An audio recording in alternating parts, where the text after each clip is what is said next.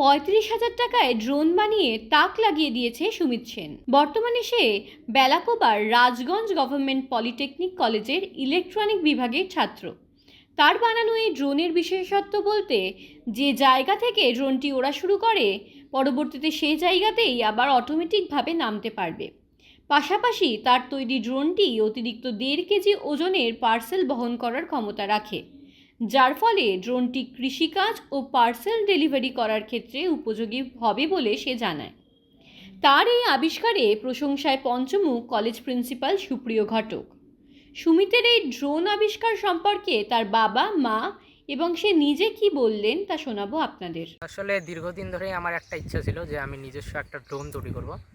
Actually drone তো মানুষই use করে, মানে তৈরি করে বা কেনে ওই ভিডিওগ্রাফির জন্য, কিন্তু আমার ইচ্ছা যে আমার ড্রোনে ভিডিওগ্রাফি তো হবেই, তার পাশাপাশি আমি আরও নানান ছোট কাজে আমি সেটাকে ব্যবহার করব।